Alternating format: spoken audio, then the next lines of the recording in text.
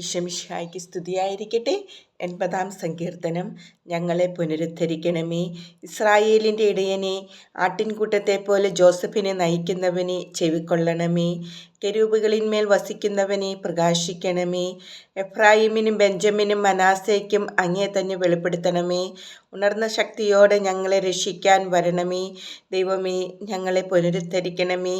അങ്ങയുടെ മുഖം പ്രകാശിക്കുകയും ഞങ്ങൾ രക്ഷപ്പെടുകയും ചെയ്യട്ടെ. സൈന്യങ്ങളുടെ ദൈവമായ കർത്താവേ, അങ്ങയുടെ ജനത്തിൻ്റെ പ്രാർത്ഥനകൾ എത്രനാൾ അങ്ങ് കേൾക്കാതിരിക്കും?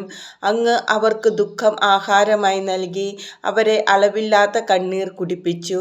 അങ്ങ് ഞങ്ങളെ അയൽക്കാർക്ക് നിന്ദാപാത്രമാക്കി ഞങ്ങളുടെ ശത്രുക്കൾ പരിഹസിച്ചു ചിരിക്കുന്നു. സൈന്യങ്ങളുടെ ദൈവമായ കർത്താവേ, ഞങ്ങളെ പുനരുദ്ധരിക്കണമേ. അങ്ങയുടെ മുഖം പ്രകാശിക്കുകയും ഞങ്ങൾ രക്ഷപ്പെടുകയും ചെയ്യട്ടെ. ഈജിപ്തിൽ നിന്ന് അവിടുന്ന് ഒരു മുന്തിരിവള്ളി കൊണ്ടുവന്നു. ജനതകളെ പുറത്താക്കി അത് നട്ടുപിടിപ്പിച്ചു. അവിടുന്ന് അതിനു വേണ്ടി തടമൊരുക്കി. അത് വേരൂന്നി വളർന്നു, ദേശം മുഴുവനും പടർന്നു. അതിൻ്റെ തണൽ കൊണ്ട് പർവ്വതങ്ങളും അതിൻ്റെ ശാഖകൾ കൊണ്ട് കൂറ്റൻ ദേവദാരുക്കളും മൂടി. അത് അതിൻ്റെ ശാഖകളെ സമുദ്രം വരെയും ചില്ലകളെ നദി വരെയും നീട്ടി. അങ്ങ് തന്നെ അതിൻ്റെ മതിൽ തകർത്തതെന്തുകൊണ്ട്? വഴിപോക്കർ അതിൻ്റെ ഫലം പറിക്കുന്നു. കാട്ടുപന്നി അതിനെ നശിപ്പിക്കുന്നു. സകല ജന്തുക്കളും അതിനെ തിന്നുകളയുന്നു. സൈന്യങ്ങളുടെ ദൈവമേ, ഞങ്ങളിലേക്ക് തിരിയണമേ. സ്വർഗത്തിൽ നിന്ന് നോക്കിക്കാണണമേ. ഈ മുന്തിരിവള്ളിയെ, അങ്ങയുടെ വലത്ത് കൈ നട്ട ഈ മുന്തിരിവള്ളിയെ പരിഗണിക്കണമേ.